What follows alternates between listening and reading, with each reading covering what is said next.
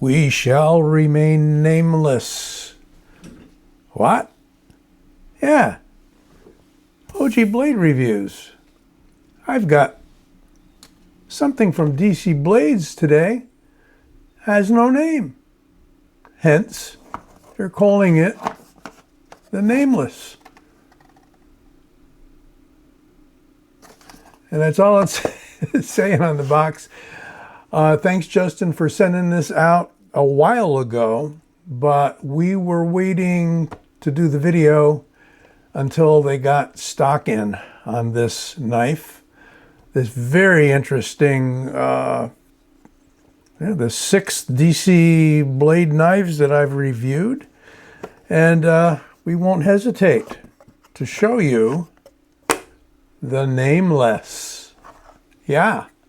This one in forged red carbon fiber and titanium handle, and it is a blade of 14C28N, so I got all that out of the way.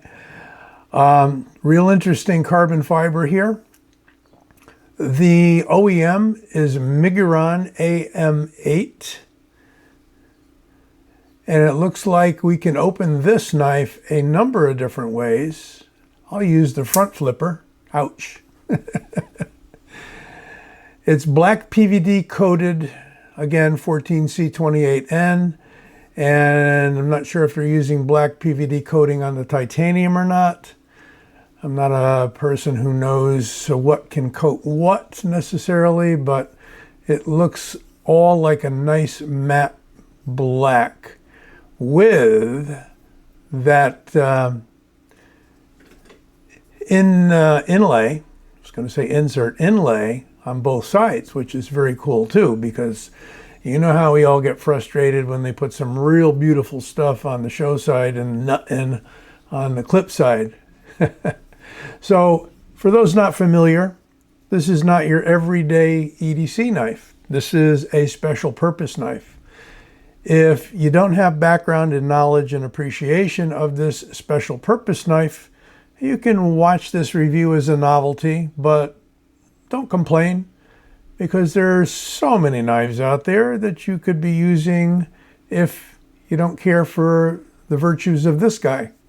But as far as the virtues of this guy go, as a Pikal knife, it is perfect. So perfect.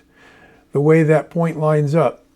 Now, a lot of people do like their point in line with the center row of the knuckles, and this is slightly above. Slightly above, kind of comes in here.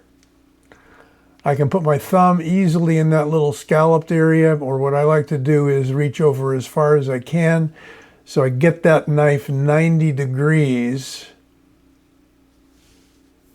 from the forearm and the edge of the hand.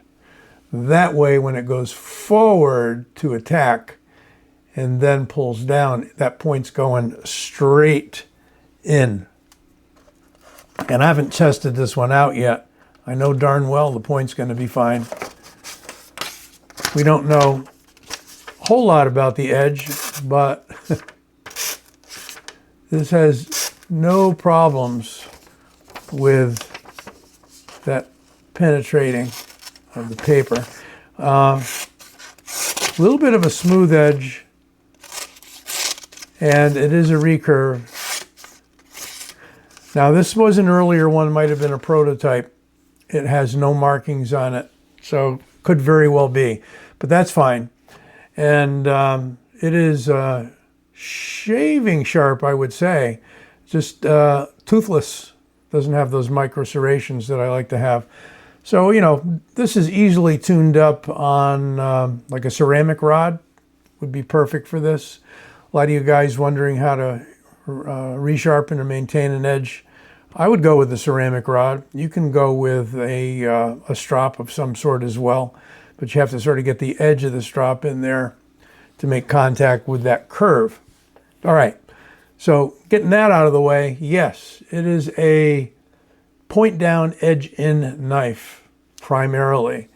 You could, if you are careful not to lay your thumb on there, use it this way too, kind of like the Craig Douglas South Narc technique that he teaches.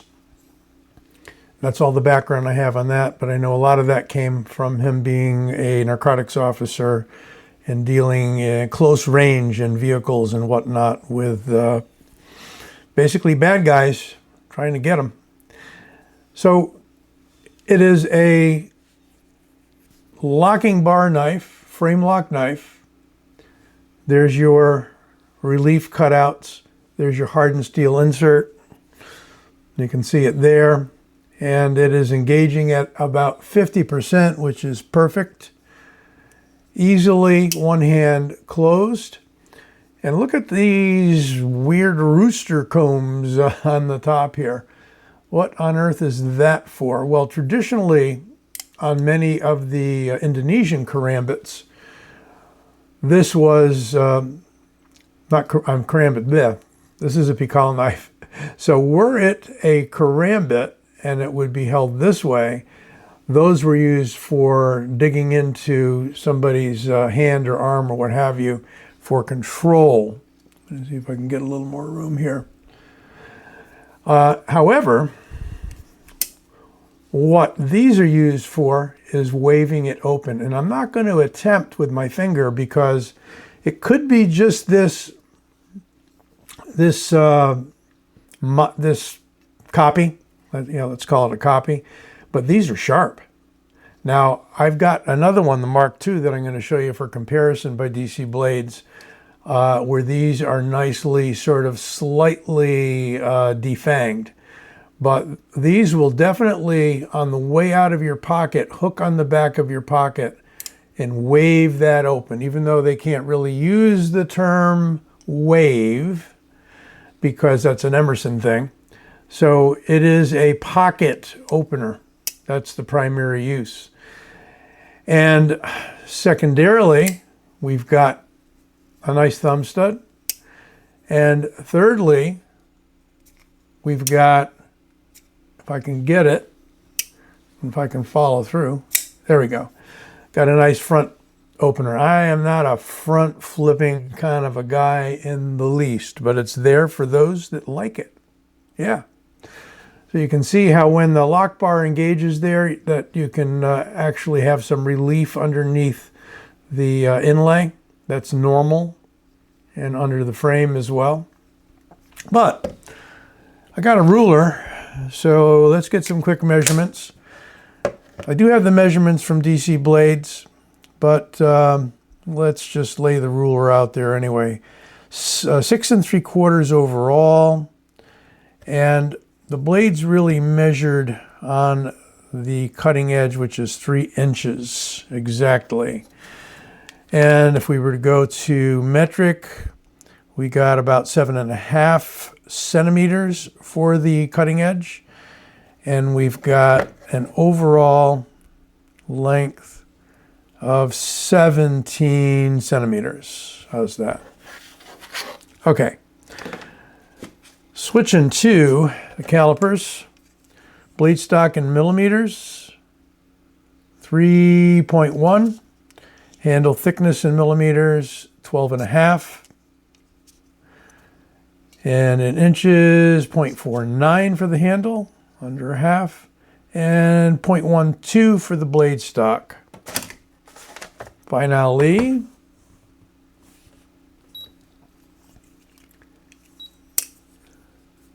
let's round back to grams.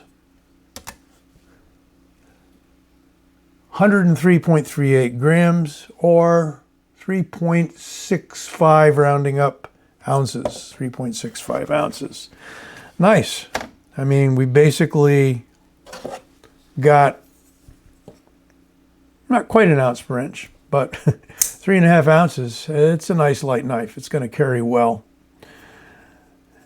Compares. Well, I'm going to give you the closest compare from DC Blades.